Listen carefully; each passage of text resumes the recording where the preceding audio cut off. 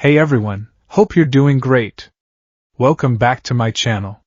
In today's video, we'll dive into what if Deku was adopted by Batman. Smash that subscribe button, and be sure to peek at the description below. Let's begin. The rain was a promise. In Mizutofu, Japan, rain often meant a quiet day indoors, the gentle patter a soothing soundtrack for homework, or, more likely, for rewatching old hero videos. Rain washed the world clean, made the colors of hero costumes pop on the news broadcasts, and filled the gutters with rushing water that a small boy could race a leaf in. But for 7-year-old Izuku Midoriya, this particular rain was different. It wasn't a promise, it was a judgment. It hammered against his bedroom window with an accusatory rhythm, each drop a tiny fist pounding on the glass, mirroring the frantic, painful thumping in his own chest. "You should probably give it up." The doctor's words, spoken from behind a sterile desk and framed by cheap, plastic spectacles, echoed louder than the storm outside. They were clipped, detached, devoid of the soaring hope that filled Izuku's world. They were the 2 extra joints in his pinky toe made manifest, a clinical death sentence for a dream that had been his entire life. He sat on the floor, cross-legged on his All Might-themed rug, the glow of his computer monitor casting a heroic, primary-colored halo around his small frame. On the screen, All Might, his smile as bright and indomitable as the sun, was pulling people from a mountain of rubble. He was laughing, his voice a booming certainty that defied all despair. "It's fine now," he declared.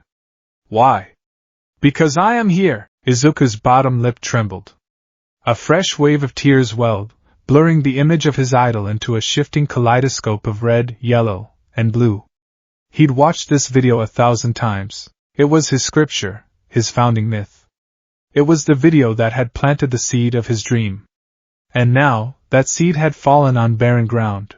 He remembered his mother's reaction even more vividly than the doctor's. After they'd come home, after he'd stood, shaking, pointing at the screen and asking with a voice choked with preemptive grief, Can I be a hero too?" She hadn't said yes. She hadn't filled him with false hope. She had simply crumbled. She'd rushed to him, wrapped him in her arms, and sobbed against his hair, her own tears soaking his scalp. "I'm sorry, Izuku!" She had wept, her words the final, definitive nails in his coffin. "I'm so sorry!" It was the worst thing she could have said. He didn't want an apology. He wanted a contradiction. He wanted her to say the doctor was wrong. He wanted her to smile, like All Might, and tell him that he could do anything. But she hadn't. In that moment, his own mother had looked at his dream and seen only an impossibility. The world outside his window flashed with a sudden, silent burst of light. It wasn't the familiar blue-white of lightning. It was a sickening, chaotic green, the color of spoiled food and toxic waste. The rhythmic drumming of the rain ceased, replaced by a low, vibrating hum that seemed to come from inside his own head. The All Might figure on his desk rattled. The poster on his wall rippled as if struck by a sudden wind, though the window was sealed shut. Fear, sharp and cold, pierced through his grief. He squeezed his eyes shut, hands flying to his ears.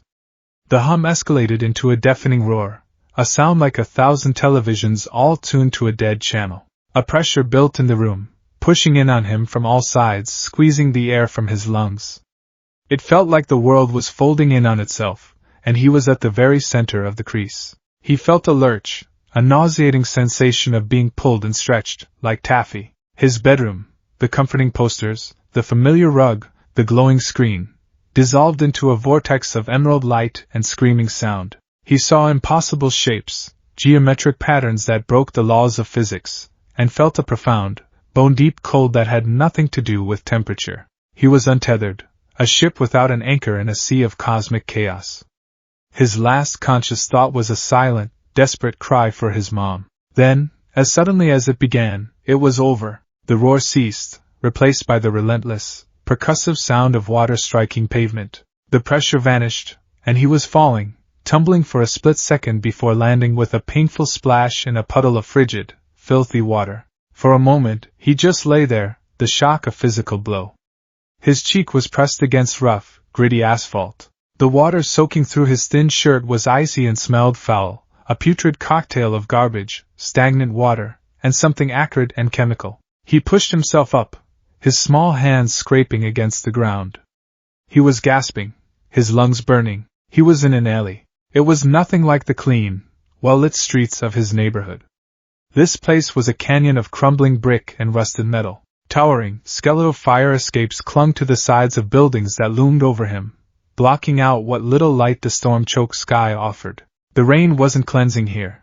It was grimy, sluicing down the dirty walls and pooling in greasy slicks on the ground. A single, flickering street lamp at the far end of the alley cast long, distorted shadows that seemed to writhe and crawl like living things.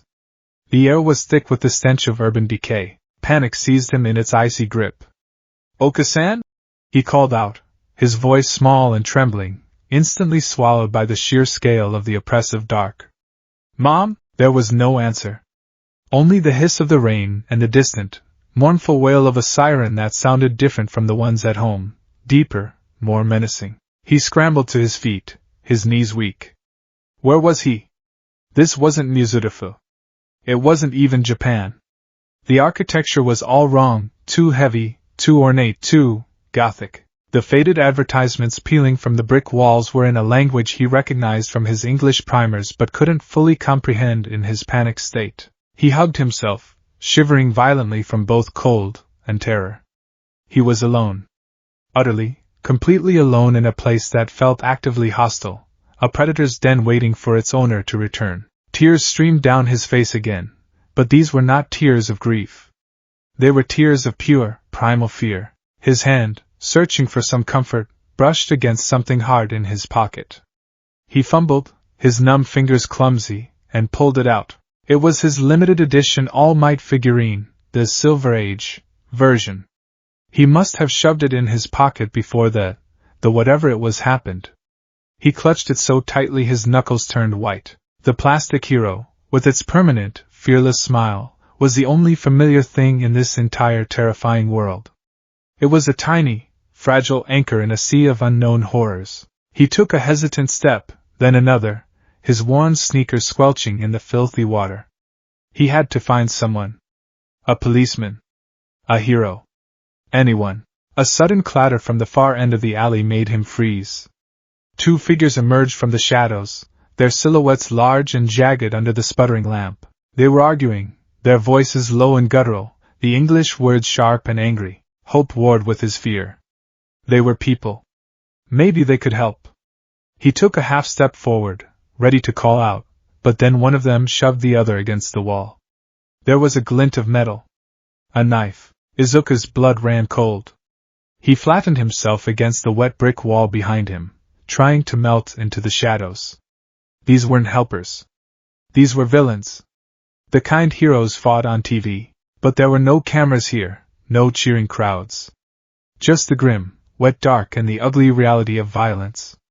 He squeezed the All Might toy, praying to a hero who felt the universe away. From his perch atop the Gotham Royal Hotel, the city spread before Batman like a diseased circuit board, its streets and alleys the corroded pathways through which its sickness flowed. The rain fell in relentless, steely sheets, plastering his cape to the stone gargoyle he crouched upon, but he paid it no mind. The cold was an old friend, the darkness a familiar cloak. His city was restless tonight. The storm seemed to agitate its baser elements, drawing them out from the cracks like worms after a downpour.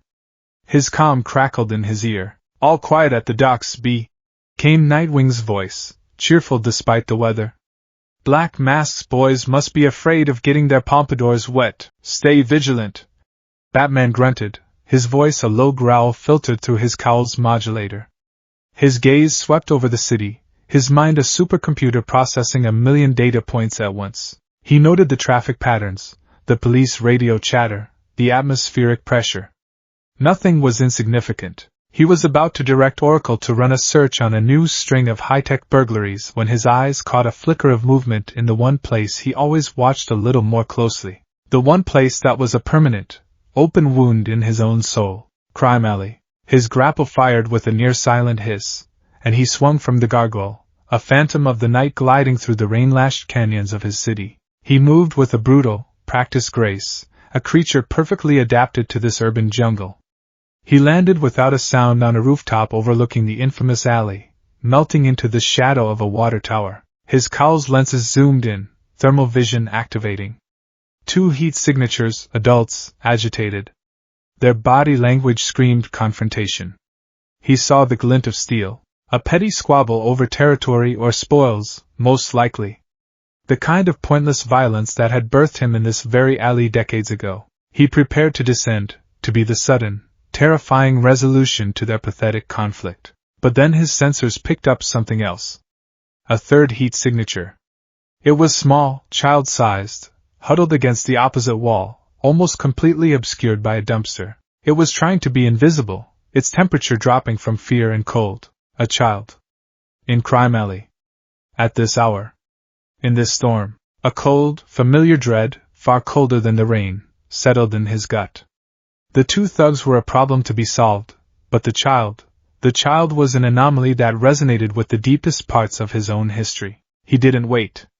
He dropped from the roof, his cape flaring out behind him, catching the wind to silence his descent. He landed directly behind the 2 men.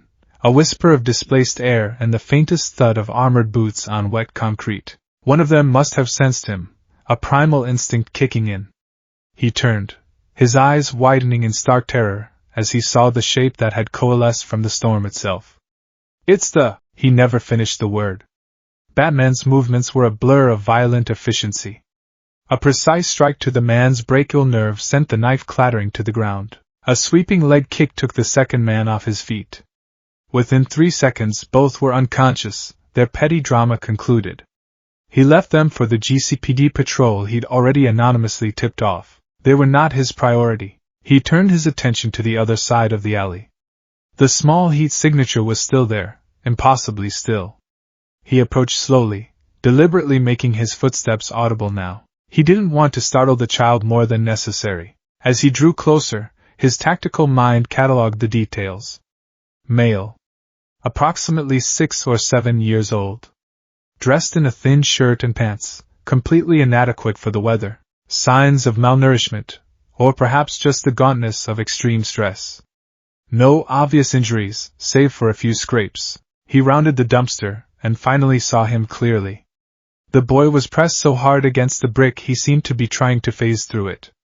His face was pale, streaked with grime and tears. His eyes were wide with a terror so profound it was almost sublime, locked onto the monstrous black figure before him. His hair was a wild mess of dark green, a startling splash of color in the monochromatic gloom, and in his hand, clutched like a holy relic, was a small, brightly colored toy of a muscular man with a heroic smile. Batman stopped about 10 feet away, making himself as non-threatening as a 6'4" man built of muscle and armor could be. He crouched down, lowering his profile, a gesture meant to convey peace. "Are you all right?" he asked, his modulated voice still a low growl, but stripped of its usual menace. The boy just stared, his chest heaving with silent, terrified sobs. He didn't seem to understand the words. A foreigner? A tourist child lost? He tried again, this time speaking slowly, clearly. "You are safe. I will not harm you." The boy flinched, then shook his head frantically, muttering something in a language Batman's internal database instantly identified as Japanese. Aya. Yurasinai. No. Don't hurt me. A lost Japanese child. In Crime Alley. This was getting stranger by the second. His mind raced through the possibilities. Kidnapping victim? A stowaway? None of it fit. There were no reports of a missing child matching his description. Not locally, not nationally, not internationally. He had already run the search subconsciously. The boy's gaze darted from Batman's demonic cowl to the unconscious thugs, then back again. He saw the aftermath of violence, and the terrifying creature responsible for it. To him, Batman wasn't a savior. He was just a bigger monster. Bruce Wayne, the man buried deep beneath the cowl, felt an unexpected pang of empathy. He saw the sheer, unadulterated terror in the boy's eyes, and for a fleeting, sickening moment, he was a child again himself, looking up from the blood-slicked pavement at a world that had suddenly become a nightmare. This boy was lost, parentless, and terrified in the shadow of violence. He was a living echo of Bruce's own worst memory, playing out on the same cursed stage. He had to change tactics. The bat was a symbol of fear. It wouldn't work here. He needed to be Bruce. He reached up and unlatched his cowl. The hiss of the seal releasing was loud in the quiet alley. He pulled it back, letting the cold rain fall on his face and hair. He was no longer a creature of the night, but a man. His expression was grim, etched with the weariness of his long war, but his eyes were clear and direct. The boy's own wide, green eyes widened further, if that were even possible. The sudden transformation from demon to human seemed to short-circuit his panic. The terrified whimpering subsided into hitched, uncertain breaths. Bruce pointed to himself. "Bruce," he said, his voice now his own, deep and quiet. He then pointed to the boy. "You," the boy stared, uncomprehending. He was shivering uncontrollably now, the adrenaline fading and the profound cold setting in. Hypothermia was a real and immediate threat. There was no more time for delicate negotiations. Bruce took a slow step forward, his hands held out, palms open. The boy flinched back, pressing himself impossibly harder against the wall. Bruce's eyes fell to the toy clutched in the boy's hand. He pointed at it. "A hero?" he asked, the word universal enough that he hoped it might land. The boy's gaze dropped to the all-might figure.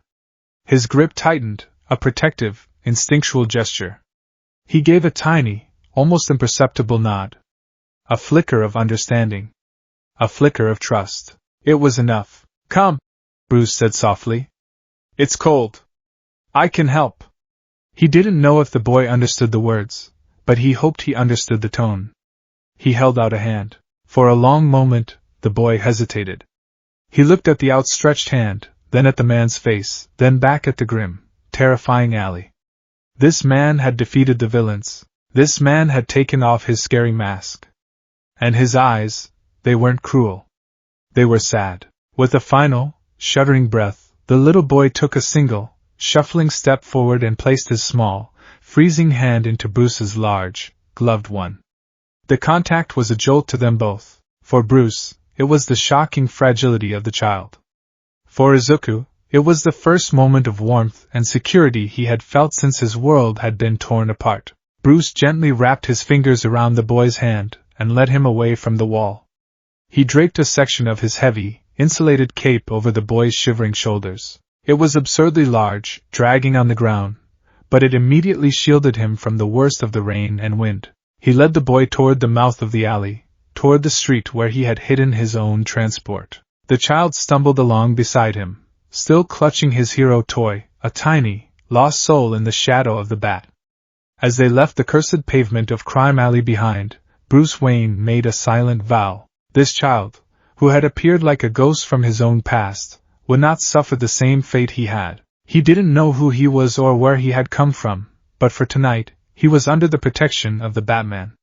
And Batman did not fail to protect his own. The ride in the Batmobile was a silent, surreal experience for Izuku.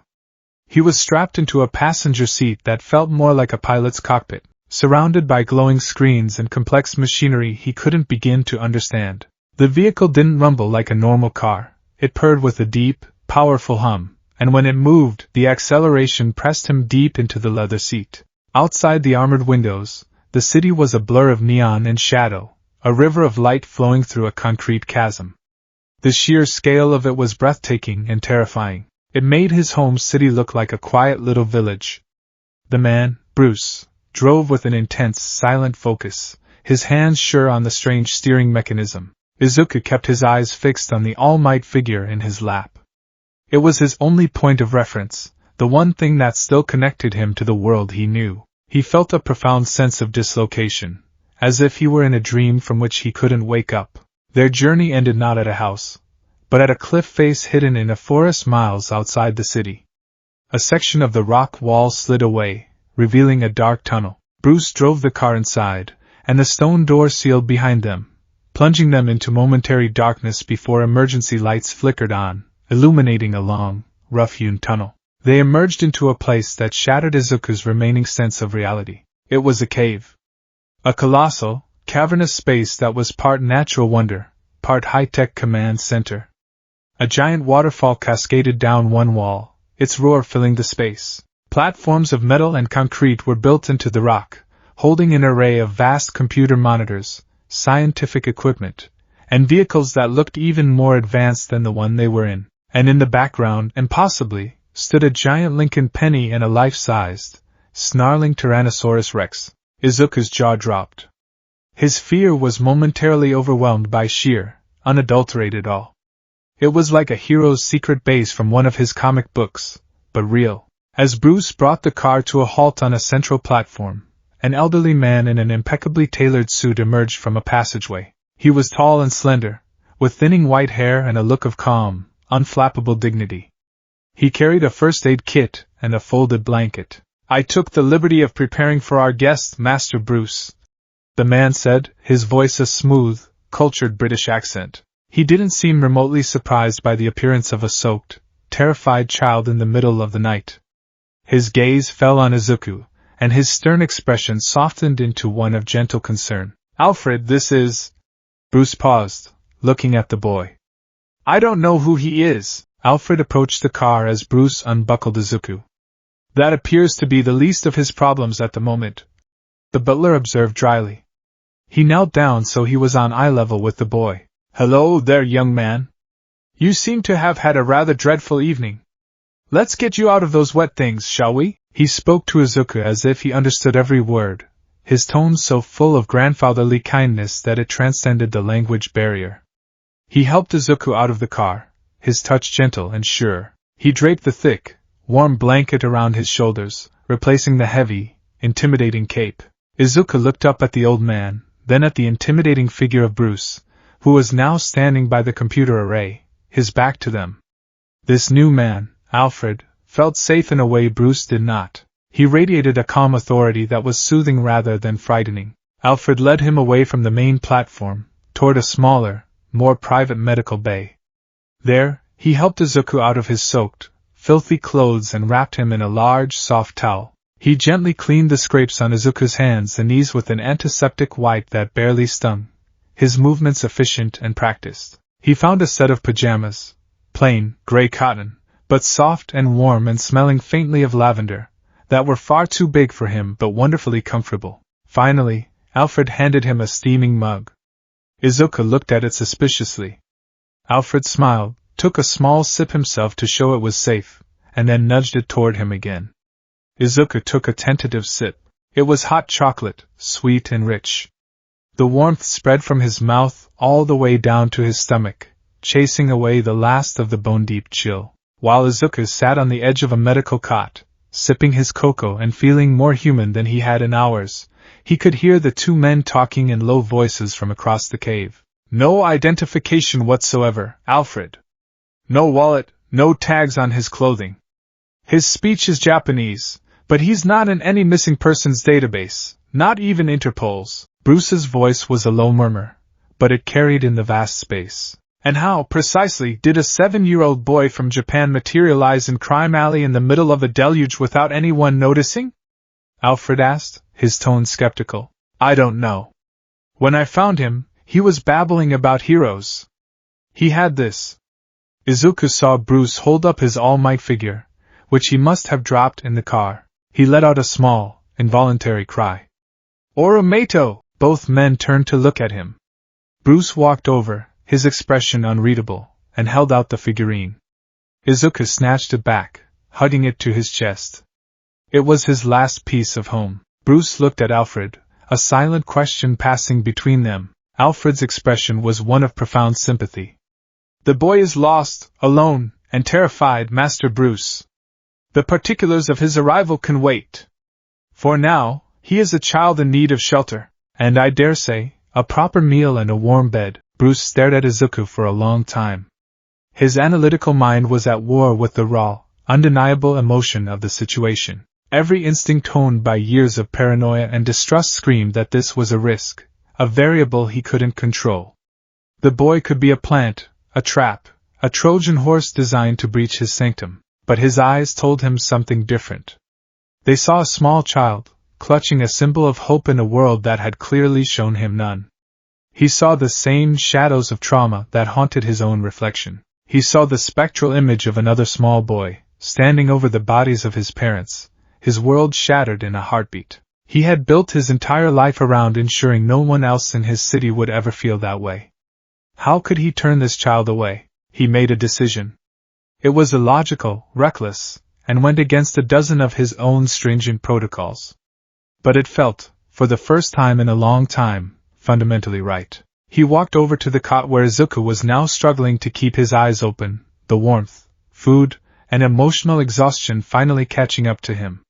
He knelt down again, just as Alfred had. He had the Bat computer analyze the boy's terrified muttering from the alley and pull up a few basic Japanese phrases. He wasn't fluent, but he could try. "Anata no name wa?" he asked, his pronunciation stilted and awkward. "What is your name?" Izuku's drowsy eyes widened. He understood. He pointed a trembling finger at his own chest. "Izuku," he whispered, his voice barely audible. "Midoriya." "Izuku," Bruce nodded slowly. "Izuku," he repeated, committing the name to memory. He then pointed to himself. "Bruce." He stood up and looked at Alfred. The butler was watching them, a rare, small smile gracing his lips. He knew what this moment meant. He knew the decision his master had just made. "Alfred," Bruce said, his voice firm, resolute. "Prepare the East Wing guest room. Our guest will be staying with us." Alfred simply nodded. "Of course, sir." Right away, Bruce turned back to the boy, Izuku, who was now leaning heavily against the cot, his eyes finally fluttering shut. The hot chocolate mug was slipping from his grasp. Bruce caught it just before it fell. Izuku was asleep, his face peaceful for the first time that night. His small hand was still wrapped securely around the plastic hero, a last, desperate grip on the dream he thought he had lost. Watching the boy sleep, so small and vulnerable in the heart of the Batcave, Bruce Wayne felt the tectonic plates of his own carefully constructed world shift. He had brought a stray into his fortress, a child from another world, for all he knew. He was inviting chaos, emotion, and unpredictability into a life dedicated to order and control. He looked at the face of the sleeping child, then at the giant computer screen, which still showed a map of the city, glowing with crime alerts and data streams. For years he had fought to save Gotham. Tonight, in the rain-slick darkness of Crime Alley, he had saved just one boy. And somehow, it felt like the most important victory of his entire war. 10 years is a lifetime. For a child, it is an eternity, a vast and unknowable expanse of time. For Izuku Midoriya, it was the chasm that separated one life from another. The first 7 years of his existence were a memory, vivid and painful, but sealed away like a photograph in a dusty album. A world of vibrant colors, soaring heroes, and the crushing finality of a single medical diagnosis. A world with his mother. The next 10 years were a world of shadow and stone, of discipline and data, of grueling work and the quiet, revolutionary discovery of a new kind of family. It was the world of Wayne Manor and the Batcave. His name was still Izuku, a secret whispered to himself in the dead of night, a link to the boy who had cried in the rain. But to the world, the few who knew of his existence, he was Izuku Zeke Wayne, a ward of the reclusive billionaire, a ghost in the grand, empty halls of the estate. A boy being sharpened into something more. The process began here, as it so often did, in the cold, damp air of the cave. Present-day age 17, the holographic projectors hummed, painting the training floor with the shimmering blue lines of a bank vault. Three-dimensional schematics of security systems, laser grids, and pressure plates floated in the air around Zeke. He stood at the center, clad in simple gray training fatigues, his breathing controlled, his eyes closed. Simulation Epsilon 7. Objective: retrieve the secure data drive. Time limit 3 minutes. Batman's voice echoed through the cavern, flat and devoid of emotion. Hostiles are non-lethal, armed with stun batons. Their patrol patterns are randomized based on standard security protocols. Begin. Zeke's eyes snapped open.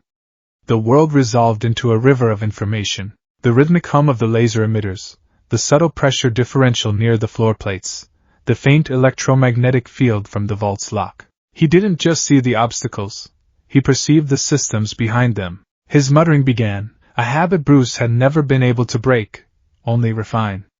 It was no longer the frantic, fanboyish rambling of his youth. It was a low, steady, subvocal stream of data processing. Laser grid timing is asynchronous. 1.7-second cycle on the verticals, 2.2 on the horizontals, creating a 0.3-second window every 9.35 seconds. Too slow. Patrols overlap that window. Pressure plates are weighted to 50 kilograms. I'm 66. Direct approach is out. Ventilation system? No, schematics show microfilament barriers. Acoustic sensors. He moved. Not with the explosive power he once dreamed of, but with a fluid, economical grace.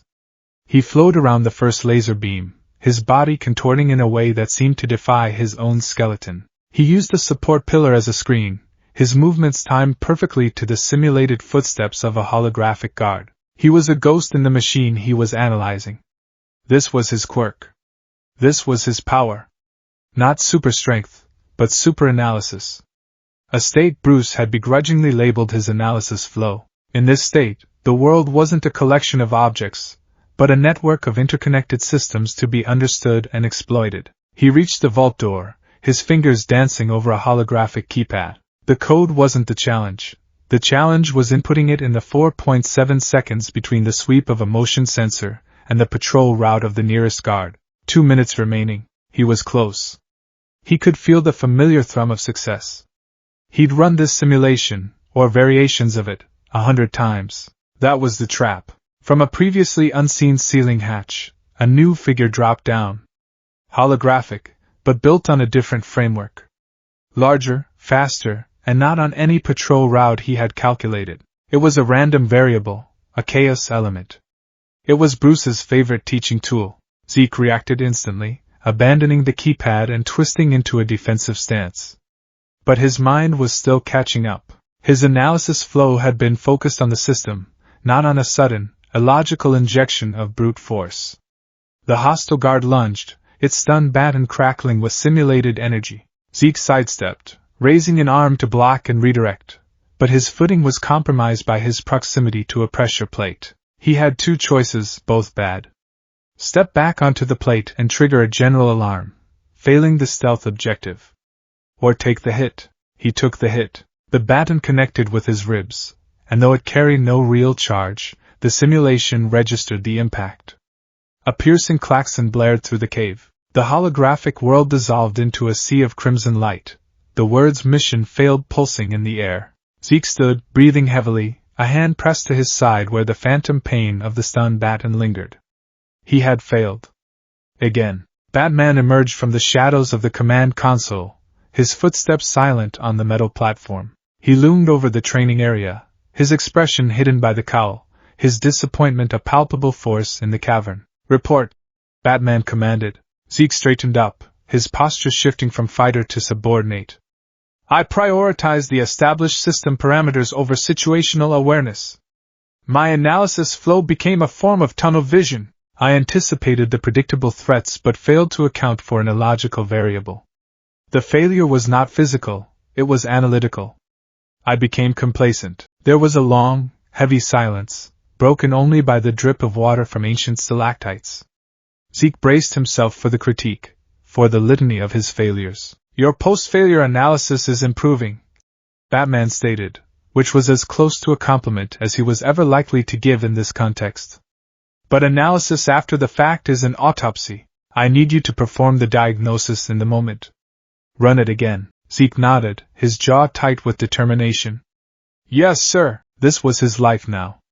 A cycle of trial, failure, analysis, and repetition. It was how a quirkless, parentless child from another world was being forged into a weapon for Gotham's war. 10 years earlier, age 7 to 10, the mind. The first few years were a blur of language acquisition and cultural assimilation. Alfred was his primary tutor, patiently teaching him English with children's books and classic literature, correcting his grammar with gentle but firm persistence. Bruce handled the other education. The library of Wayne Manor became Zeke's classroom. It was larger than any library he had ever seen, filled with towering shelves of books on every conceivable subject. Here Bruce didn't just teach him math and science, he taught him how to think. "Every crime scene is a story, Izuku," Bruce had said one afternoon years ago. They were looking at a holographic projection of a crime scene photo, a ransacked jewelry store. The perpetrator leaves behind words and sentences. The broken glass, the footprint, the type of lock that was picked. They are all part of the narrative.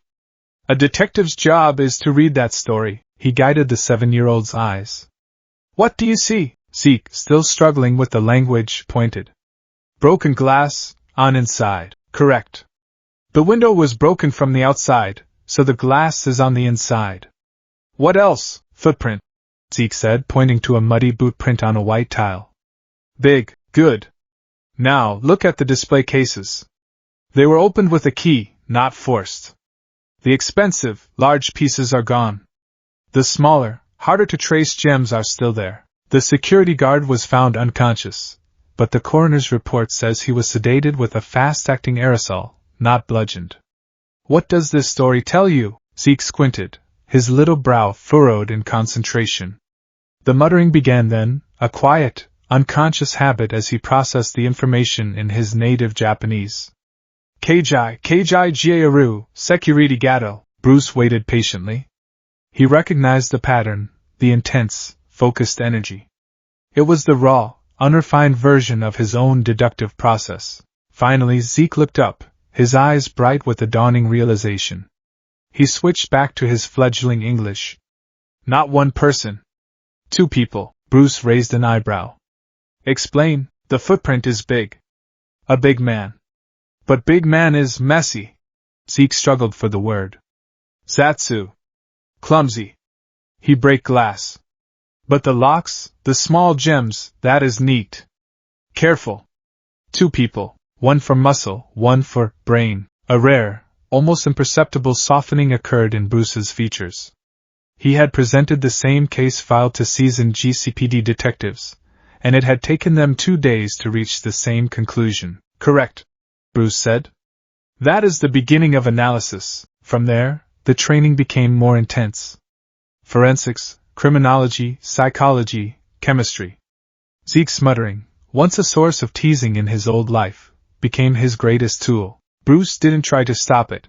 He encouraged him to channel it. To let the analysis flow, take over, to build a mind palace of data and connect the threads no one else could see. By the age of 10, Zeke could reconstruct a crime scene from a handful of photos and deduce the culprit's height, weight, and dominant personality traits with startling accuracy. He was no longer just reading the story of the crime. He was learning to write the ending. Age 10 to 14, the body. A sharp mind was useless in a fragile body. Gotham did not reward intellect alone. It crushed it if it couldn't defend itself. The physical training was brutal. It began before dawn, every single day. A grueling regimen of calisthenics, gymnastics, and endurance running that pushed Zeke to the brink of his physical limits, and then a step beyond. In the beginning, he was clumsy, all limbs and no coordination, his small body unaccustomed to such rigorous demands. He failed constantly. He fell from the gymnastic rings, he lost his balance on the beams, he collapsed, gasping for air, halfway through the endurance courses. But every time he fell, Alfred was there with a glass of water and a cool towel. And every time, Bruce was there with a single, unyielding command. Again, he never gave up. The same obsessive determination that had him filling notebooks with hero analysis was now focused on mastering his own body. He learned to control his breathing, to understand his center of gravity, to push through the searing pain in his muscles. The combat training was different. Bruce could have taught him the aggressive, hard-hitting styles he favored himself. But he saw the boy's nature. He saw the child who cried for his mother, the boy who clutched a hero figure, the student who always sought to understand rather than dominate. Your greatest weapon is not your fist, Bruce told him during one of their first sparring sessions. Zeke, age 12, was on the mat, having been effortlessly thrown by Bruce for the 10th time. It is your mind. Your fighting style must complement that. You are not a hammer. You are a scalpel. And sometimes you are the water that flows around the rock. He taught him Aikido, the art of redirection. He taught him Wing Chun, with its emphasis on simultaneous blocking and striking, on structure and centerline theory. He taught him Judo and Jiu-Jitsu, the arts of leverage and control. These were not styles built on overwhelming strength, but on superior timing, positioning, and an intimate understanding of an opponent's momentum and anatomy. For Zeke, it was another form of analysis. He learned to read the subtle shift of an opponent's weight, the twitch of a shoulder muscle, the dilation of their pupils. His analysis flow wasn't just for crime scenes anymore. It was for combat. He could predict a punch before it was thrown, could see the trajectory of a kick and already be moving to unbalance the attacker. He learned to turn an opponent's aggression into their own undoing. He was still quirkless, still physically weaker than many of the opponents he might one day face. But in the intricate dance of close-quarters combat, he was learning to be their intellectual and tactical superior. Age 14 to 17, the heart. Forging a weapon was one thing. Raising a son was another entirely. For all the cold, rigorous training, Zeke was not growing up in a vacuum. He was, unexpectedly, part of a family. A strange, fractured, nocturnal family, but a family nonetheless. Alfred was the foundation. He was the one who taught Zeke how to tie a Windsor knot, who insisted on proper table manners even if they were eating sandwiches at 3 a.m. by the Bat computer, who would appear with a cup of chamomile tea after a particularly grueling nightmare. He was the keeper of normalcy, the anchor of humanity in a world of monsters and shadows. Master Zeke, he'd said one evening, finding the 14-year-old staring out a rain-streaked window in the library. A penny for your thoughts, though I suspect they are worth far more. I was just thinking, Zeke said quietly, not turning. About my mother. I can barely remember her voice anymore. Alfred stood beside him, his presence a comforting weight. Memory is a treacherous thing, my boy. It fades. But love, the effect of it, the shape it gives to us, that does not. The kindness she showed you is still a part of you. The dreams she encouraged are still within you. You honor her not by remembering every detail, but by living a life worthy of the love she gave you. He placed a hand on Zeke's shoulder. You are not betraying her by being happy here, Master Zeke. You are fulfilling her greatest wish. Tears welled in Zeke's eyes, but for the first time in a long time, they weren't tears of sorrow. Alfred never offered easy answers, only quiet, profound truths. He was more than a butler. He was the manor's heart, and Zeke's steadfast emotional anchor. Dick Grayson was a whirlwind of light and laughter. As the original Robin and now the hero Nightwing, he was rarely in Gotham, but his presence was a constant, positive force. He was the one who broke through Bruce's grim exterior, the only one who could make the Dark Knight crack a smile. He called Zeke Zeke for the first time, an easy, Americanized nickname that stuck. You're overthinking it, Little Wing, Dick's voice chirped over the comms system one night. Zeke, 15, was assisting on a case from the cave, bogged down in conflicting witness statements. People lie. Data doesn't, but people do. Forget what they said. What did they do? Where were their feet pointing? Who did they look at when they thought no one was watching? You're a human lie detector, Zeke, use it. Dick was the perfect older brother, encouraging, supportive, and a vital reminder that their life of darkness could, and should, have moments of joy. He treated Zeke not as Bruce's project, but as his little brother, simple as that. Tim Drake, the third Robin and now Red Robin, was his intellectual peer. Their relationship was built on a foundation of mutual, hard-won respect. Tim, a genius detective in his own right, was one of the few people who could keep up with Zeke's analysis flow. Their conversations were a rapid-fire exchange of data, theories, and counter-theories. They would spend hours hunched over a cold case file, arguing esoteric points of forensic science, a duo of brilliant minds working in perfect, competitive harmony. The accelerant suggests a professional, Tim would posit, pointing at a holographic screen. No, Zeke would counter, not looking up from his own data stream. The dispersal pattern is too wide. Amateur, but using professional-grade materials. He's overcompensating. Look for a suspect with a history of arson, but no convictions. An egoist who's never been caught, and is getting sloppy. Their rivalry was sharp, but never malicious. It was the whetstone upon which they both honed their incredible minds. And then, there was Damian Wayne, the son of the Bat, the heir of the Demon, the current Robin. He was everything Zeke was not, biologically related to Bruce, raised from birth to be a lethal weapon, and filled with a burning, arrogant pride. From the moment he arrived at the manor, He saw Zeke as nothing more than a stray his father had inexplicably taken in. Their rivalry was not intellectual. It was primal. The sparring session that defined their relationship took place when Zeke was 16 and Damien 14. It was late, the main training floor of the cave echoing with the sounds of their conflict. "You fight like a dancer, Stray," Damien sneered, launching a vicious series of strikes with a wooden staff. Each attack was precise, powerful, and aimed to injure.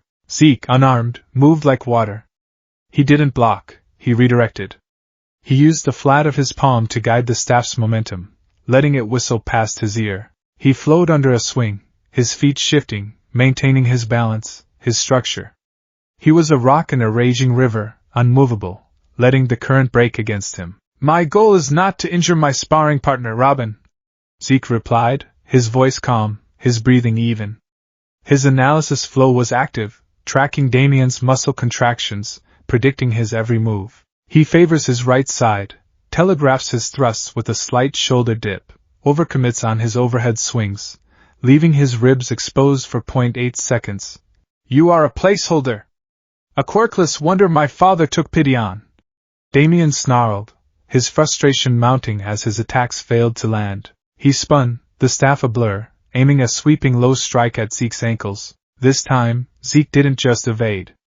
As the staff swept toward him, he hopped, not away, but onto the staff itself for a fraction of a second. Using its own momentum, he vaulted over Damien's head, landing silently behind him. Damien whirled around and raged, only to find Zeke in a perfect Aikido stance, his hands open, waiting. "Your technique is flawless, Damien," Zeke said, his voice still infuriatingly calm. "Your form is perfect. But your anger makes you predictable." That was the final straw. With a roar of pure fury, Damien dropped the staff and lunged, his hands curled into claws, aiming for Zeke's face in a move straight from the League of Assassins. Zeke saw it coming. He had seen it in his mind's eye 3 seconds before it happened. He didn't meet the attack with force. He met it with philosophy. As Damien's hands reached for him, Zeke stepped inside the attack, into the most dangerous position.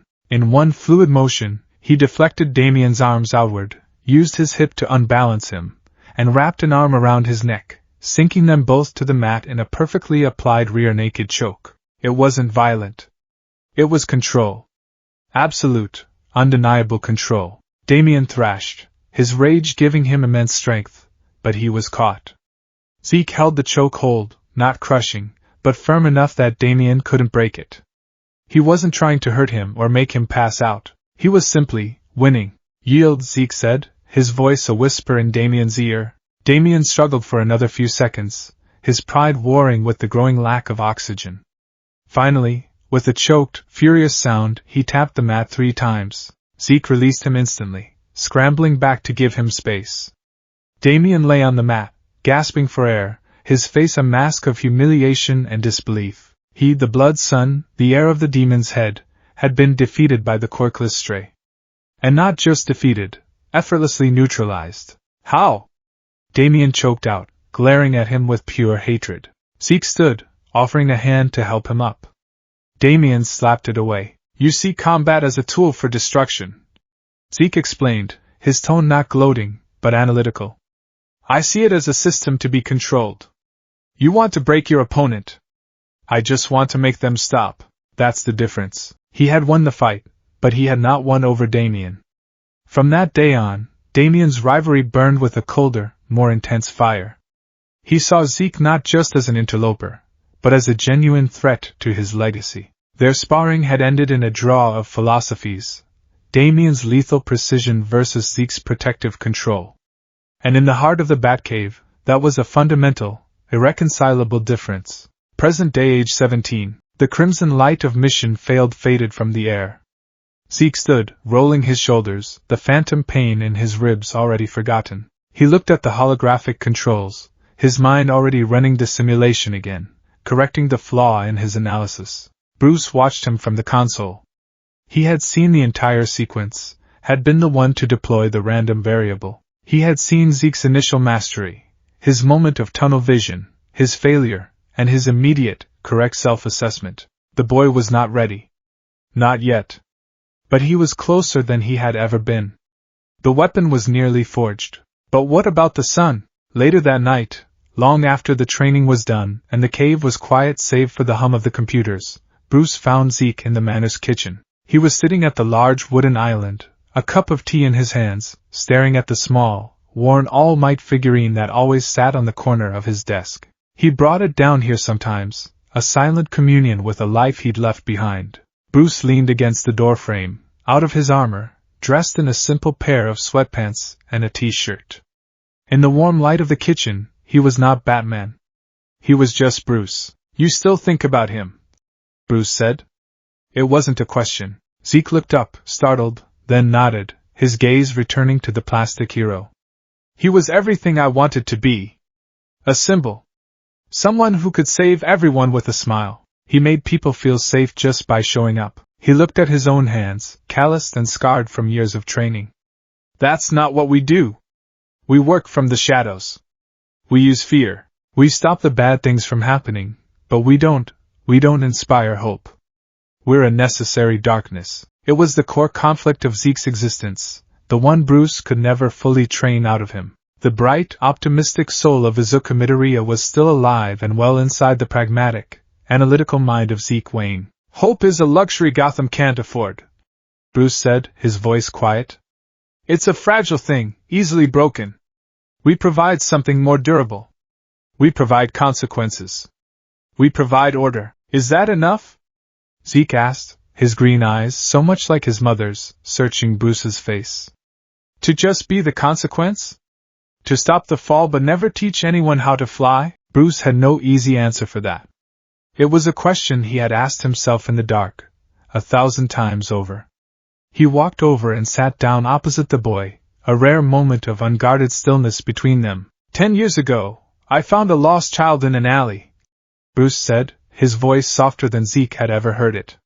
"He was alone and terrified. He had no power, no way to defend himself. All he had was a belief in heroes." He looked at Zeke, his gaze unwavering. "Look at you now. You have a mind that can dismantle any problem. You have skills that can overcome opponents twice your size. You have a home. You have a family. You are not that helpless child anymore. I didn't take away your dream, Zeke. I just gave you the tools to make it a reality.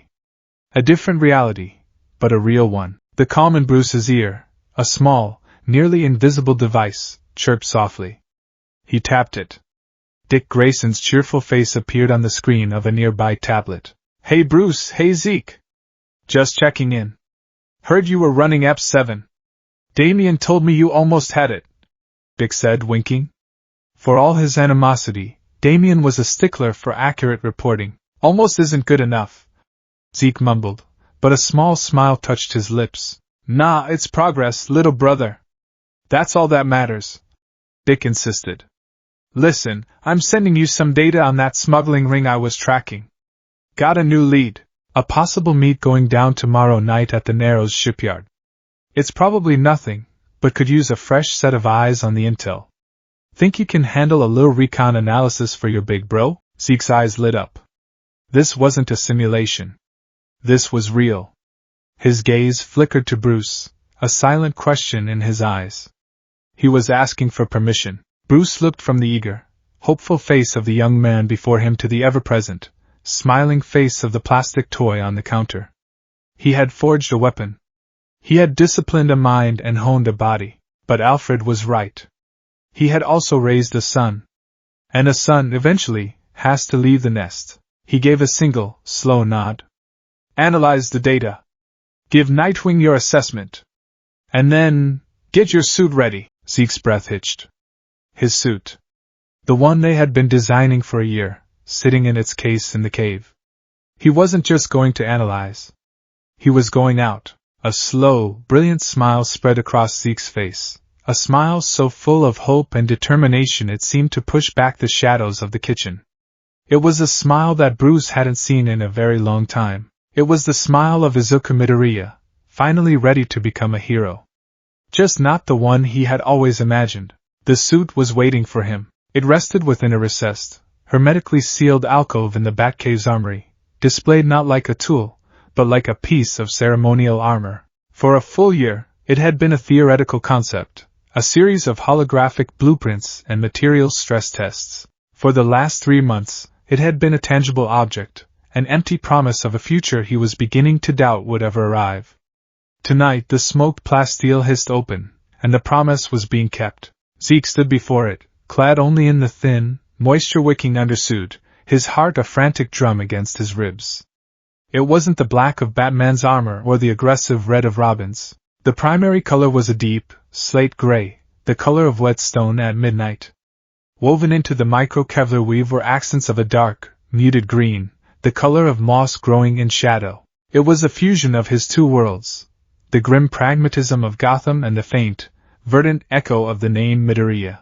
Alfred stood beside him, holding a tray with the final components, the cowl, the gloves, and a utility belt that was leaner and more specialized than Bruce's. The old butler's face was a mask of professional calm, but his eyes held a familiar mixture of pride and profound apprehension. It was the same look he'd worn when Dick first donned the Robin costume, and again for Jason, and again for Tim. "The composite material is a new blend," Alfred said, his voice a steady, grounding presence in the vast cavern. "Lighter than Master Bruce's, offering slightly less ballistic protection but significantly more flexibility. We reasoned that your particular combat style favors evasion and mobility over absorbing direct impacts." Zeke ran a hand over the chest plate. It was cool and smooth, segmented to allow for maximum torso rotation. Embedded in the center was his symbol, a stylized, abstract design, a circle with a single, complex line running through it, like a key passing through a cipher lock. "The name you've chosen."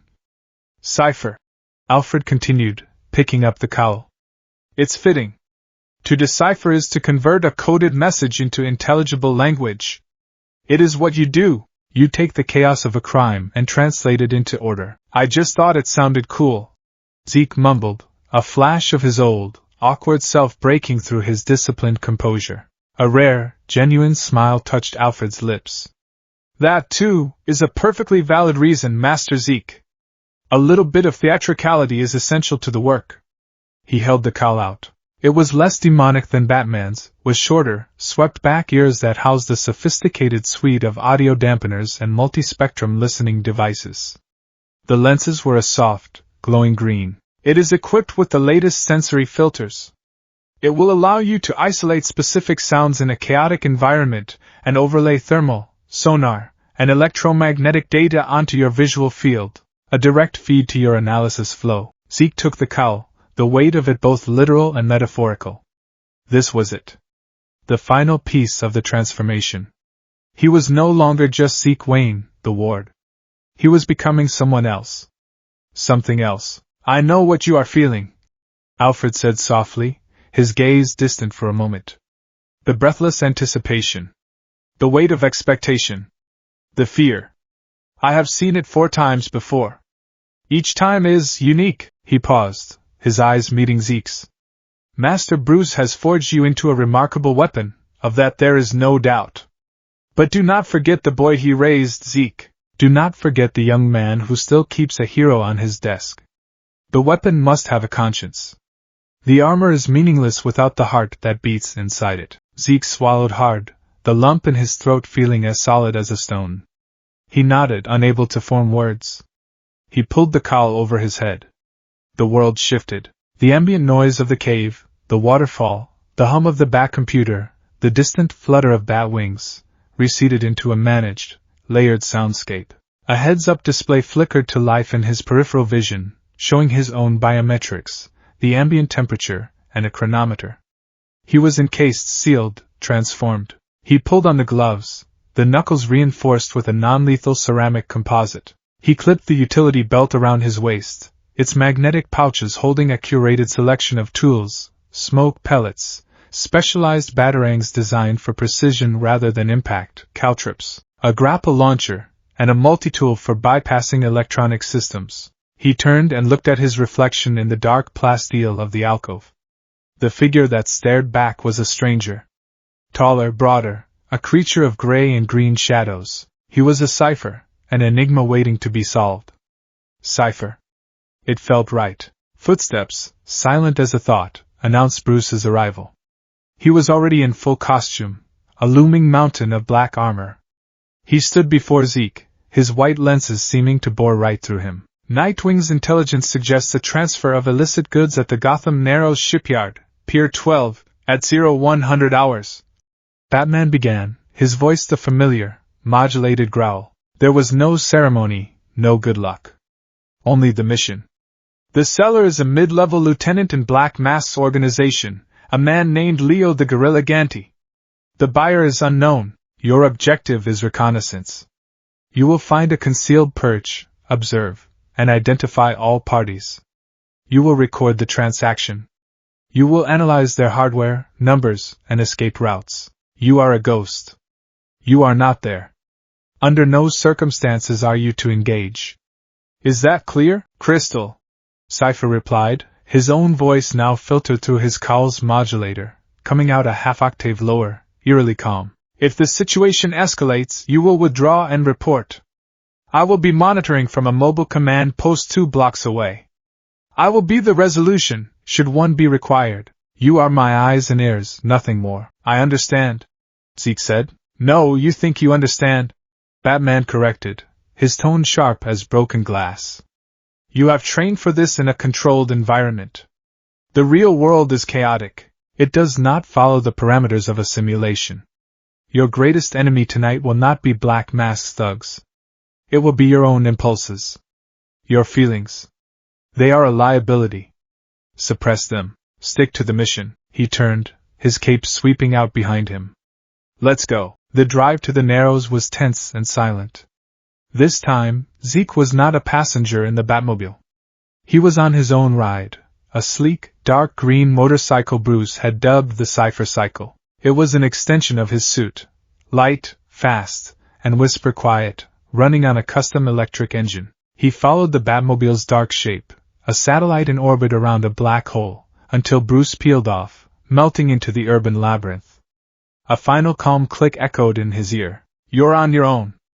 Eyes open. Comms silent unless absolutely necessary. Cipher out. The channel went dead. He was alone. The training was over. The Gotham Narrows was not just a place. It was a state of decay.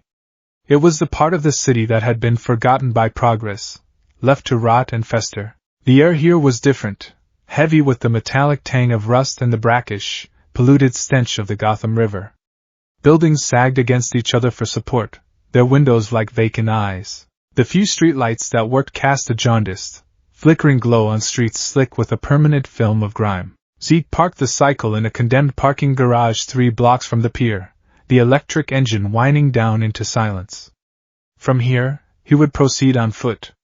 On the rooftops, the first time his grapple fired, pulling him into the sky, was a nauseating, exhilarating thrill. It was nothing like the controlled ascents in the cave. The wind tore at him, the rain-slicked ledge was treacherous, and the sheer drop below was a dizzying reminder of his own mortality. He landed, rolling to absorb the impact, his heart hammering. He took a moment, crouching behind a grimy ventilation unit, and forced his breathing to steady. He closed his eyes, activating his training. Control your environment. Do not let it control you. He began to move, a gray-green specter flitting across the rooftops. He was swift and silent, his soft-soled boots making no sound on the wet gravel. He reached the edge of a building overlooking Pier 12. Below, the scene was laid out like a diorama of criminality. The pier was a wide, decaying expanse of splintered wood and rusting metal. 2 large, windowless warehouses stood like silent monoliths. A single cargo van was parked near the water's edge, its side door open. Zeke's call lenses zoomed in, thermal vision activating. He counted 5 heat signatures around the van. Large men, armed with what looked like standard machine pistols. Black Mask's crew. He recognized one from the file, Leo Ganti, a hulking brute of a man whose knuckles seemed to drag on the ground. Zeke settled into his perch, a shadowy recess behind a rusted-out water tower. He was 100 feet up and 50 yards away, completely invisible. The mission had begun. His muttering started, a low, constant stream of data into his own comms recorder. 5 hostiles, all armed. Ganti is present. Standard formation, loose perimeter. Overconfident. Vehicle is a modified commercial van, likely with reinforced plating. Cargo is indeterminate, waiting for the buyers. Wind is west-northwest at 10 knots. Rain is light but steady, providing good acoustic cover. This was his element. The analysis flow took over, and the frantic energy in his chest sublimated into pure, cold focus. He was no longer a scared kid on his first night out. He was Cipher, and this was just another puzzle box to be opened. 10 minutes later, a second vehicle arrived. Not a van, but a sleek, black sedan that looked ridiculously out of place in the Narrows. 2 figures got out. They were dressed in sharp suits, their movements precise and professional. They were not common thugs. Buyers have arrived. 2 individuals. Body language suggests formal training. Possibly corporate security or something else. No visible weapons, but their jackets are cut to conceal shoulder holsters. They're professionals. Ganti lumbered forward to meet them, a sneer on his ugly face. The conversation was too far away for even Zeke's enhanced audio to pick up clearly, but he didn't need to hear the words. He read the body language. Ganti was posturing. The buyers were unimpressed. One of Ganti's thugs opened the back of the van, revealing a crate. One of the buyers approached, prying it open with a small crowbar. Zeke zoomed in. Inside the crate, nestled in foam, were advanced electronic components. Microservos, processing chips of an unfamiliar design. Not drugs. Not weapons. High-end technology. What is Black Mask doing with this? He wondered. Suddenly, the situation shifted. The buyer who opened the crate straightened up, turning to his partner and shaking his head. He said something to Ganti. Ganti's posture stiffened. The deal was going south. It happened fast. The buyer kicked the crate shut, a clear sign of rejection. Ganti roared something and raged. One of Ganti's thugs, a jumpy-looking man near the edge of the pier, raised his pistol. It was a fatal mistake. The buyers moved in a blur of deadly efficiency. Before the thug could even fire, one of the suited men had drawn a silenced pistol and fired 2 rounds into his chest. The man crumpled to the ground without a sound. The other buyer disarmed Ganti with a brutal, joint-snapping move and put a pistol to his head. The remaining 3 thugs, shocked into inaction, raised their hands. Contact! Shots fired! 1 hostile down! Zeke whispered into his calm, his heart suddenly seizing in his chest. His finger hovered over the direct link to Batman. Report and withdraw. That was the order, but then he saw it. A light flickered on in the window of the warehouse nearest the confrontation. A small face, a child's face, peered out through the grimy glass, drawn by the commotion. An instant later, a woman's arm pulled the child back, and the light went out. His blood ran cold. There was a family in there. A squatter family, most likely, living in the abandoned warehouse. They were civilians. They were witnesses. The professional buyers, now clearly in control, were not leaving witnesses. One of them barked an order, pointing his pistol toward the warehouse. 2 of Ganti's thugs, now eager to please their new masters, started moving toward the warehouse door, their intentions sickeningly clear. Zeke's mind became a war zone. Order, do not engage. Withdraw. Report. Batman is 2 blocks away. ETA, 90 seconds. Best case. His analysis flow screamed at him. Analysis. 2 armed hostiles moving on an unsecured structure containing at least 2 civilians, 1 a minor. Hostiles are motivated by self-preservation and orders from a demonstrated lethal superior.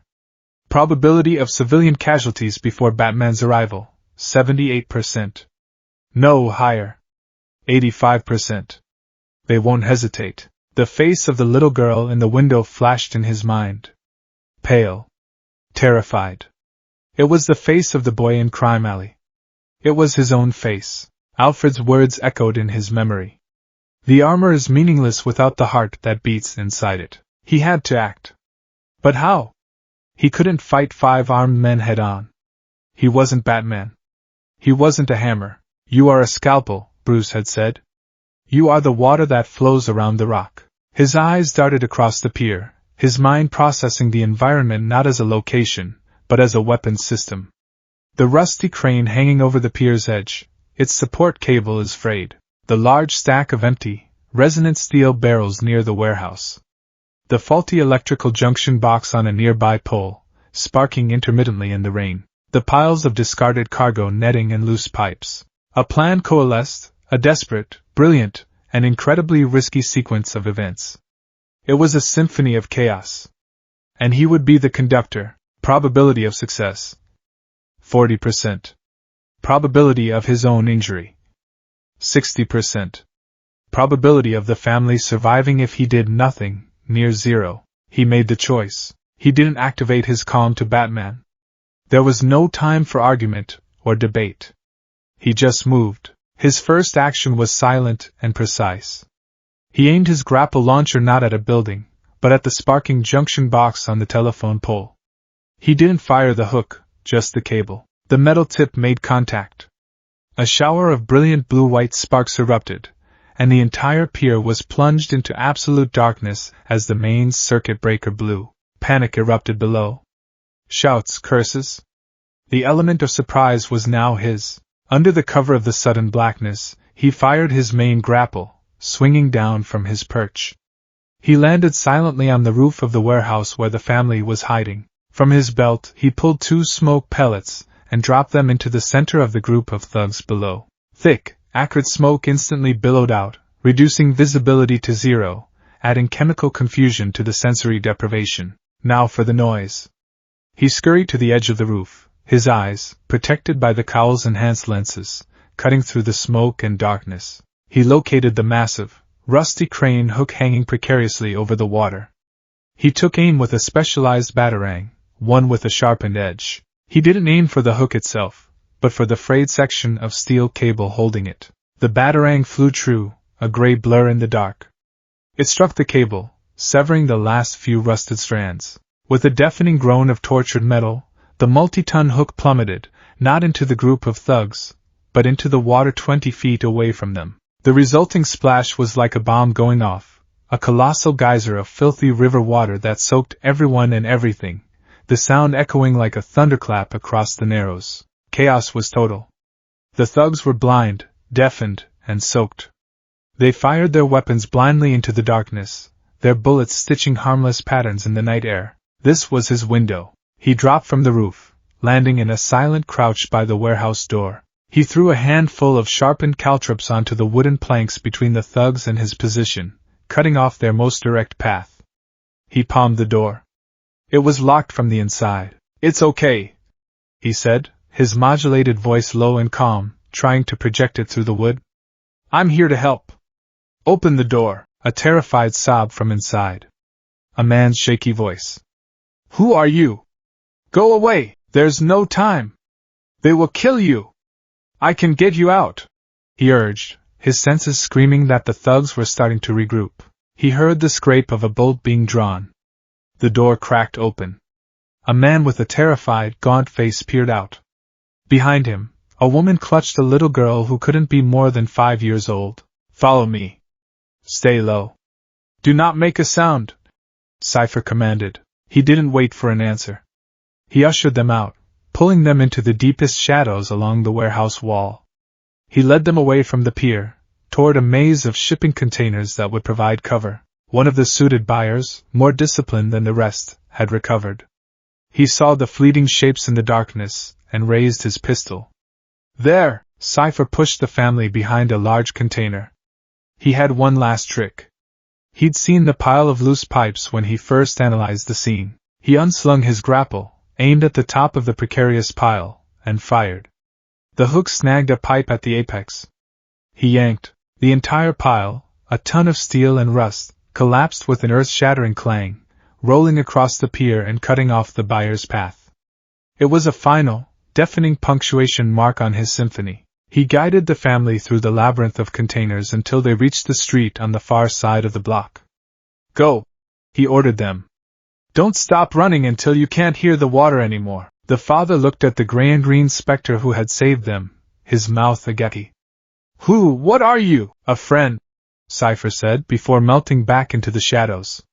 His part was done. He heard the roar of the Batmobile approaching. His time was up.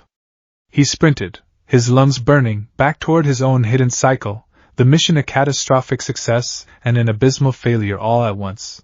The ride back to the cave was the longest of Zeke's life. Bruce had found him on the road out of the Narrows, his own motorcycle's lights cutting through the darkness. The Batmobile had simply pulled up alongside him, the passenger door hissing open. It wasn't an invitation. It was a summons. Zeke had abandoned his cycle and gotten in. Not a single word was spoken. The silence was heavier, more damning, than any reprimand. Bruce's focus was entirely on the road, but Zeke could feel the fury radiating from him like heat from an engine. When they arrived, the cave seemed colder, more cavernous than ever. Alfred was waiting on the central platform, a fresh suit for Bruce and a medical kit at the ready. He looked at Zeke, then at Bruce's rigid back, and his expression was one of deep concern. He knew. Bruce strode to the back computer, his cape billowing. He didn't even bother to remove his cowl. "Report," he commanded, his voice lethally quiet. Zeke, still in his suit, stood at attention in the center of the platform. He felt like a raw nerve. He began his report, his voice steady despite the tremor he felt in his soul. He recounted the events exactly as they happened, without emotion, without justification. He detailed the arrival of the buyers, the deal going sour, the first man being killed. "At which point, I observed civilian life in immediate, critical danger," Zeke continued. "Analysis of hostiles demonstrated intent and tactical positioning suggested a 92% probability of civilian termination before your arrival." He had rerun the numbers on the way back. They were even worse than his initial estimate. "And you engaged," Batman stated. "I intervened," Zeke corrected softly.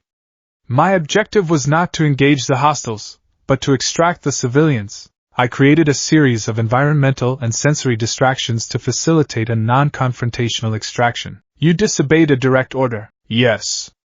There was no point in denying it. You abandoned your post, you destroyed private property, you alerted every criminal in a 5-mile radius to our presence, and you revealed the existence of a new operative to an unknown, highly lethal organization." Bruce's voice was rising now, not in volume, but in intensity. Each word was a hammer blow. "You did all of this based on an emotional impulse. It was a calculated risk," Zeke countered, his training kicking in, forcing him to frame his defense in the language Bruce had taught him. "The preservation of innocent life is the prime directive of our entire operation. I chose the tactical option with the highest probability of upholding that directive, even if it violated the secondary parameters of the mission." "You got lucky!" Batman roared, whirling around to face him, his white lenses blazing with cold fire. "Your chaotic, improvised plan could have gotten you killed. It could have gotten that family killed. You are a child playing with tools you do not understand. I used the tools exactly as you taught me to." Zeke shot back, his own control finally snapping. "You taught me to analyze, to see the world as a system of levers and pulleys. That's what I did. I saw the system, and I pulled the levers. I did it to save them, because that's what heroes are supposed to do." The word hung in the air between them. Heroes. The word from his other life. The word Bruce despised. There was a long, terrible silence. The only sound was the distant waterfall, a constant, indifferent witness. "The mission was a failure," Batman said, his voice dropping back to a frozen calm. "You are on probation. You are benched until I decide otherwise. Now get out of my sight." Zeke stood his ground for a second, his fists clenched at his sides. He wanted to argue more, to make Bruce understand. But he saw the finality in the Dark Knight's stance. He had crossed the line, and there was no going back. He turned, his shoulders slumping, and walked toward the locker room, the magnificent suit feeling like a lead weight. The greatest night of his life had ended in disgrace. As Zeke disappeared from view, Alfred stepped forward, picking up the discarded cowl from where Zeke had left it. "The family is safe, sir. I have been monitoring the police channels. They are being processed as witnesses. They are unharmed." Bruce stood motionless, his back still to the room, staring at the main screen of the Bat computer. On it, a video feed was playing on a loop. It was the footage from Cipher's callcam. He was watching the entire sequence again. The darkness.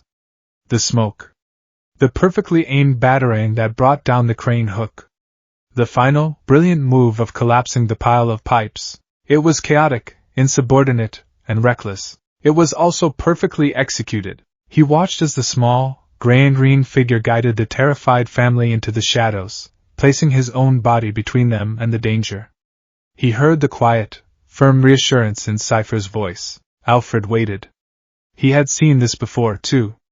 The anger, the fear of losing another soldier, another son. Finally Bruce spoke, his voice so low it was almost a whisper. He framed his insubordination as a tactical analysis. Used my own logic against me. He is your student, after all. Alfred noted. Bruce finally turned away from the screen. He reached up and pulled off his cowl, revealing the weary, conflicted face of Bruce Wayne. There was no anger in his eyes now, only a deep, complicated exhaustion, and something else. Something that looked almost like pride. The buyers were not on any known database, Alfred. Their weapons, their tech, their discipline, their ghosts. Whoever they are, they're a new level of threat. He looked toward the locker room where his son had gone. He made the right call. Alfred's expression softened. Will you be telling him that, sir? Bruce ran a hand over his tired face. No. He needs to understand the chain of command. He needs to know that there are rules for a reason. He picked up the Cipher cowl from the table where Alfred had placed it. He turned it over in his hands, feeling the weight of it. But he also needs to know that he succeeded. He walked over to the secure comms panel and opened a channel. A single word, spoken in his own voice, not Batman's, echoed softly in the quiet of the Batcave, intended for an audience of one. Good work, Cipher. The silence in the Batcave was a living thing. For 3 days it had pressed in on Zeke, a constant, weighty reminder of his probationary status. He was benched. Grounded. The magnificent gray and green suit remained sealed in its alcove, a monument to his single, glorious, and catastrophically insubordinate night of fieldwork. He hadn't been idle. He'd spent the time obsessively analyzing the fragmented data from his first mission, trying to identify the mysterious buyers. He'd enhanced the audio from his cowl's recorder, isolating the faint sound of their footsteps, noting the perfect, balanced gait of trained martial artists. He'd cross-referenced the design of their silenced pistols against every known manufacturer, legal and black market. He'd found nothing. They were, as Bruce had said, ghosts, the single, quiet. Good work, Cipher. That had come over the comms that night was a confusing, contradictory crumb of validation. It wasn't forgiveness, and it certainly wasn't a reprieve from his punishment. It was, Zeke analyzed, a compartmentalized acknowledgement. Bruce Wayne, the father, was grudgingly proud. Batman, the commander, remained furiously disappointed. Zeke was left in the cold space between the two. He was currently hunched over a workbench, meticulously cleaning and recalibrating one of his specialized batarangs, when the entire cave was bathed in an obnoxious, pulsating green light. Every monitor, from the giant central screen to the smallest diagnostic panel, flickered and resolved into a single, stark image, a swirling, acid-green question mark. A familiar, theatrical voice, electronically modulated and dripping with condescending glee, filled the cavern. Greetings, my dear troglodytes! It is I, your humble intellectual superior, come to rescue you from the dreary mire of your mundane existence. A riddle for you, my dear Dark Knight, to tickle that brutish brain of yours. What has a mouth but never speaks, a bed but never sleeps, and a head that is always running? Zeke's head snapped up. He knew that voice. He'd studied the case files of every major player in Gotham's underworld. Edward Nygma. The Riddler. On the main screen, Bruce, who had been conferring with Tim Drake over a secure video link, stood silhouetted against the emerald glow. Tim's holographic image looked on, his expression one of weary annoyance. The river. Bruce grunted, his voice flat. He had no time for Nygma's games. The Riddler's cackling laugh echoed through the cave, a sound like shattering glass. Bravo! A point for the Bat. But that, my dull-witted detective, was merely the appetizer. The main course is far more piquant. In exactly 1 hour, I will release a new creation of mine into the Gotham River at its headwaters, a binary neurotoxin. 2 separate, harmless compounds that, when combined in the city's water treatment plants, will become the rather nasty riddle me this gas. It induces intense paranoia, hallucinations, and in layman's terms, makes you violently insane. Fun, no? Zeke felt a chill run down his spine. This wasn't a simple robbery or a targeted attack. This was citywide terrorism. You have 1 hour to solve my real riddle and find the dispersal units. The Riddler continued, his voice oozing self-satisfaction. Fail, and Gotham itself will become my own personal, screaming madhouse. Your time starts, now. The green question mark was replaced by a complex, spiraling block of text and symbols. It was a cipher, a dense, multi-layered puzzle that made Zeke's mind itch with a familiar, hungry curiosity. Oracle, are you seeing this? Bruce commanded, already moving toward the central console. Loud and clear, B. Barbara Gordon's voice came back, crisp and professional. He's hijacked every major broadcast channel in the city. GCPD is in chaos. I'm starting a trace, but he's bouncing his signal through a dozen shell corporations and defunct satellites. This is his A-game. Tim, get to the Gotham Water and Power headquarters.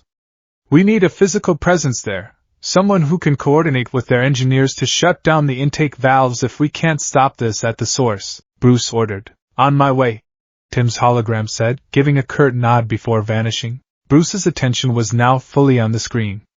He magnified the riddle, his mind already working, deconstructing the layers. It's a combination of a Visionaire cipher and a numerical substitution based on the periodic table. The key phrase is likely something from classic literature, something self-aggrandizing. Zeke, drawn by an irresistible intellectual gravity, moved to stand behind him, his eyes devouring the puzzle. His probationary status was forgotten, erased by the urgency of the threat. His own analysis flow began to spin up, the low, subvocal muttering starting without his conscious thought. Visionaire is a misdirection, too simple for a citywide threat. Look at the syntax, the spacing is irregular. It's not just a substitution cipher, it's a steganographic message hidden within the cipher itself. The number of characters between each punctuation mark, it's a sequence. 8, 5, 12, 12, 15. HELLO. The spacing between the commas, Zeke said aloud, pointing at the screen. It's a code.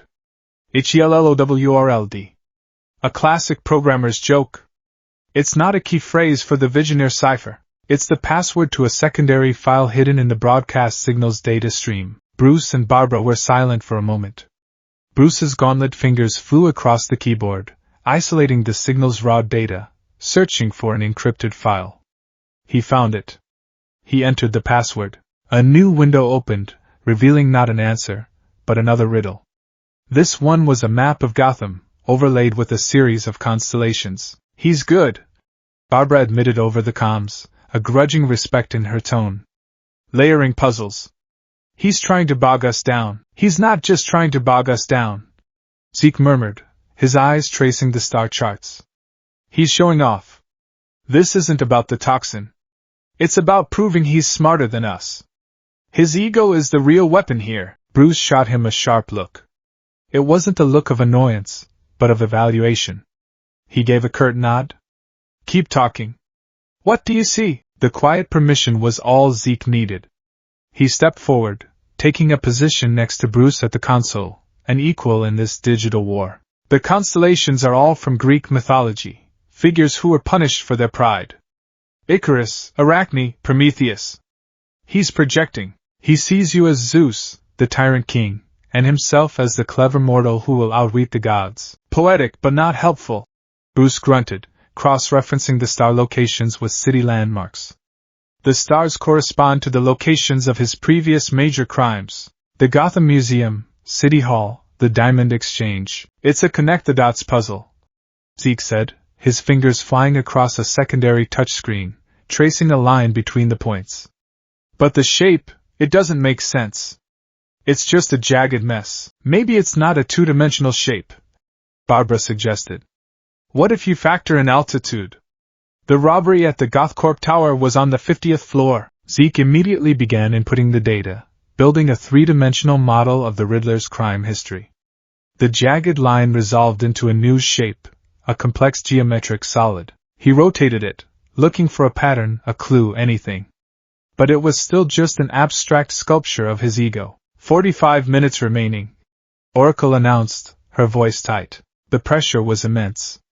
This wasn't a physical confrontation he could analyze and counter.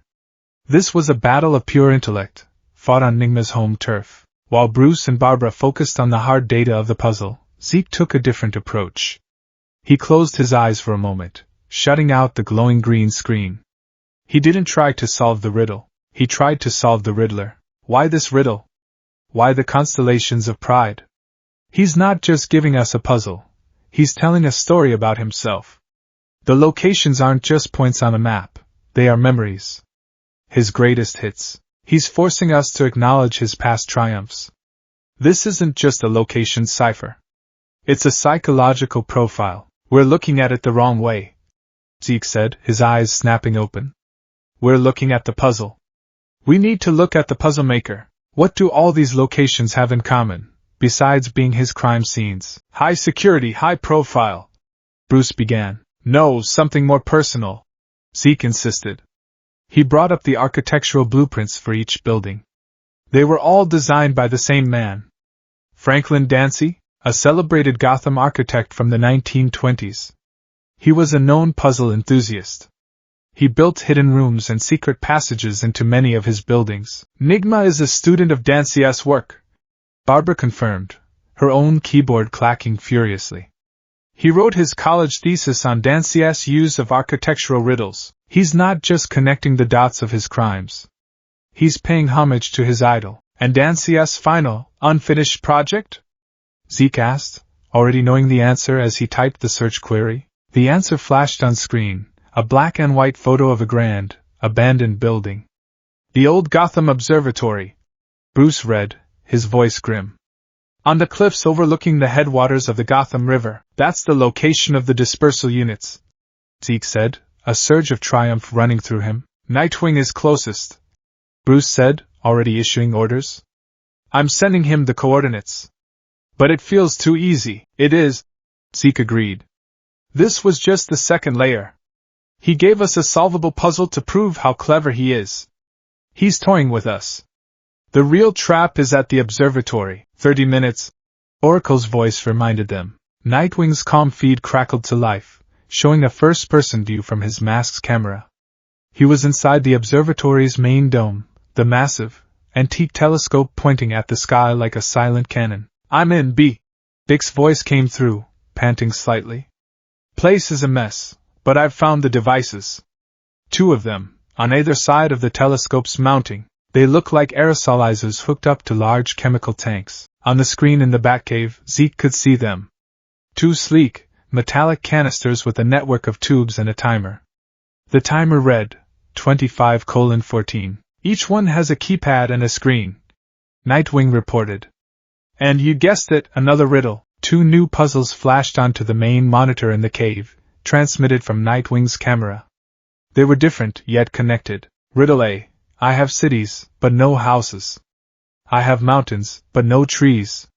I have water, but no fish. What am I? Riddle B. What is it that you will break, even if you name it? A map in silence, Bruce said instantly. Child's play. Careful, Dick, Zeke warned, leaning into the microphone. This is the real test. He let us find the location. The bombs are the final exam. He wouldn't make the disarm codes that simple. Zeke's right, Nightwing agreed. When I enter the word map on the first keypad, it doesn't disarm it. It just reveals a single letter, S. And silence on the second one reveals the letter A. Bruce observed, his mind racing. He's not asking for the answers. He's using the answers to spell out another message, a game of hangman at the end of the world. Barbara quipped grimly. We need more riddles. Suddenly, the speakers in the observatory crackled. Getting warmer, my little birdies, the Riddler's voice taunted. But every wrong guess on the keypad will accelerate the timer, so choose your answers wisely. A new riddle appeared on the bomb screens, and on the monitors in the cave. Riddle C, what begins with T, ends with T, and has tea in it? A teapot, Zeke said immediately. Dick, try teapot. Got it, Nightwing said. He typed it in. Okay, that gave me a V. The letters on the screen now read, SAV__. Save? Bruce guessed. Is he asking for help? No, Zeke countered, shaking his head. Never. Nigma's narcissism is absolute. He would never ask for help. It's another misdirection. He's trying to lead us down a psychological rabbit hole, make us waste time analyzing his motives. He turned back to the screen. We're not playing hangman with him. We're in a conversation. Each riddle isn't just a puzzle, it's a response to our progress. We solved the location puzzle, so he gives us riddles about a map. We discovered his game, so he gives us a riddle about silence. So teapot, what does that represent? Barbara asked.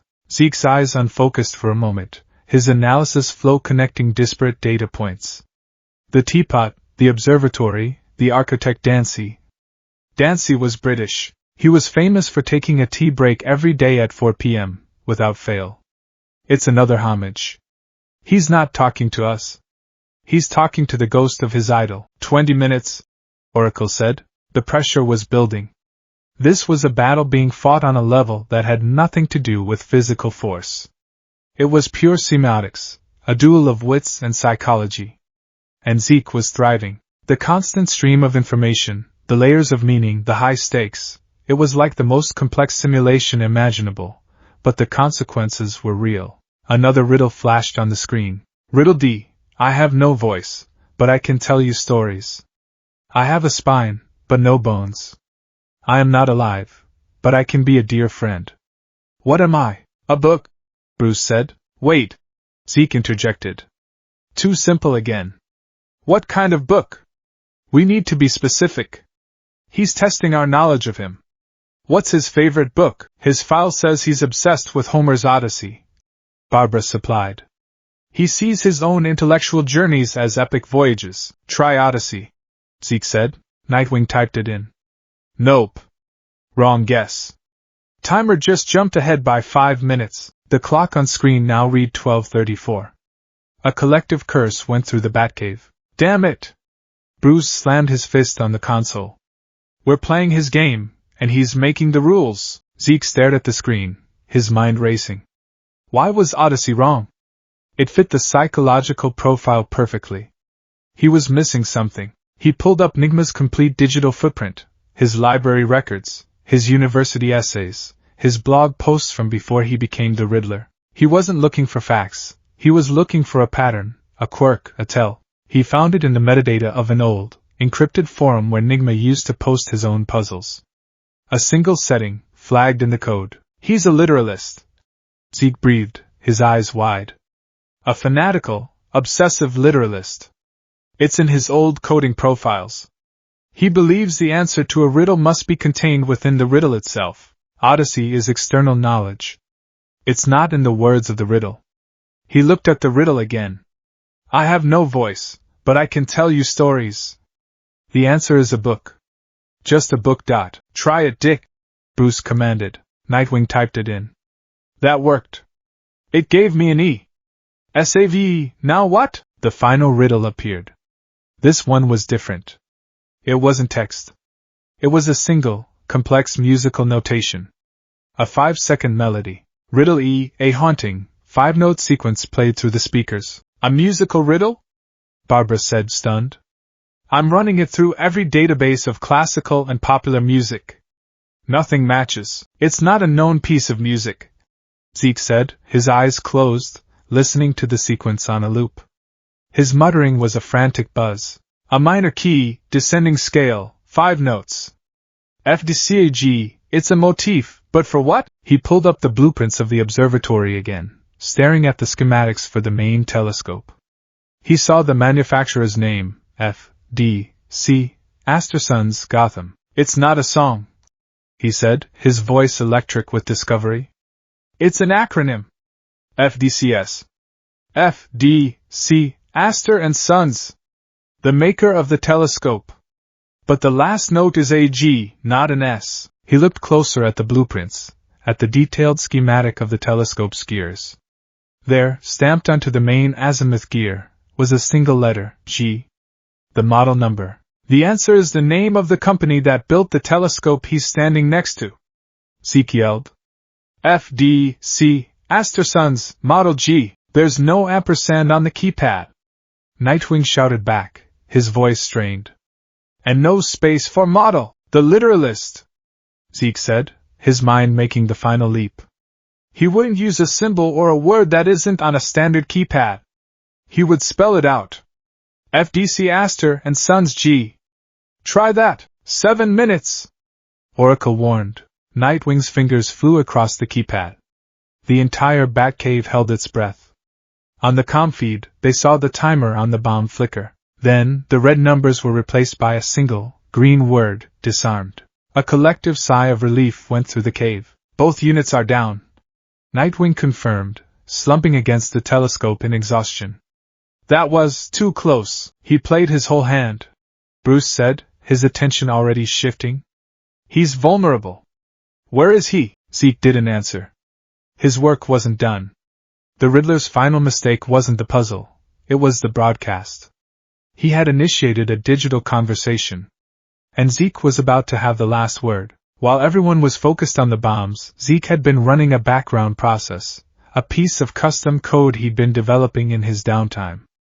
It was a psycholinguistic tracking algorithm. It didn't trace the signal, it traced the style of the signal's creator. It analyzed sentence structure, vocabulary choice, the specific rhythm of the taunts. It compared Nigma's live speech patterns to his terabytes of archived text. His syntax is degrading, Zeke murmured, staring at a flowing graph on his screen. His sentence complexity has dropped 15% since the broadcast began. His use of adverbs is spiking. He's getting more agitated, more emotional. He expected to win. His narcissism is cracking. He initiated a new digital protocol. He wasn't going to trace the Riddler. He was going to taunt him. He opened a direct, anonymous message channel, routing it through the same complex network Nigma had used. He typed a single sentence. Your puzzles are elegant, Mr. Nigma. But your psychology is so predictable. He sent it. In a dingy, forgotten sub-basement of the Gotham Library, Edward Nigma stared at his own console, his face a mask of disbelief. The disarm confirmation had sent him into a spiral of fury. But this was an intrusion. An insult. Someone was in his private space, speaking to him. Who is this? He typed back, his fingers trembling with rage. In the Batcave, Zeke smiled. He had the hook in. Just a fan. I've been studying your work. The homages to Dancy were a nice touch, but a bit on the nose, don't you think? It's like you were screaming for someone to notice how clever you are. Nigma's face turned purple. He hammered at his keyboard. You think you're so smart? You're just a brutish bat, mashing keys. Am I? Zeke typed back calmly. Batman solves the crime. I'm interested in solving you. For instance, your obsessive literalism is a classic symptom of OCPD. It's not a sign of genius. It's a cage you've built for your own mind. It makes your patterns easy to spot, once you know what to look for. With each message Zeke sent, his algorithm got more data, refining its search parameters. Nigma's responses were becoming faster, sloppier. He was abandoning his complex signal routing, his emotional state overriding his technical discipline. Zeke typed the final nail. The truth is, you didn't want to poison the city. This was never about that. This was an elaborate cry for attention. You wanted Batman to acknowledge you as an equal, but he never will. To him, you're just another Tuesday. That was it. The final, perfect, psychological blow. Nigma let out a scream of pure, unadulterated rage and began typing a furious, lengthy manifesto, a torrent of self-justification and threats. And in that moment of pure, egotistical rage, he made his final mistake. He forgot to reroute his primary server. Zeke's algorithm flashed a single, triumphant notification. Source signal acquired. Location: Gotham Public Library, SUB Basement 3. Got him, Zeke said, his voice eerily calm. He swiped the location data to the main screen. Gotham Public Library. Sub-Basement 3. He's all yours. Bruce stared at the screen, then at Zeke. The boy, no, the young man, was standing there, a faint, confident smile on his face. He hadn't thrown a single punch, but he had just dismantled the Riddler's entire operation from a keyboard. He had not only solved the riddles, he had weaponized Nigma's own psyche against him. Bruce keyed his calm. GCPD, I have a location for the Riddler. Gotham Public Library. He's waiting for you. He turned to Zeke, and for the first time since the pier incident, the wall between them seemed to vanish completely. The case isn't closed until he's in custody, Bruce said, the commander speaking. But then his voice softened almost imperceptibly. But your part in it is done. He placed a heavy, gauntlet hand on Zeke's shoulder. Good work. This time, he didn't add the name Cipher. He didn't need to. In the silent, glowing heart of the Batcave, Zeke understood. He had passed the test. He hadn't just proven his worth as a weapon, but as a detective, as a vital part of the team. His probation, he knew, was unofficially over, and as he watched the police reports of the Riddler's capture flood the screen, he felt a satisfaction deeper than any adrenaline rush. He hadn't needed a quirk. He hadn't needed super strength. He had just needed to be smarter than the man in the green suit. And tonight he had been.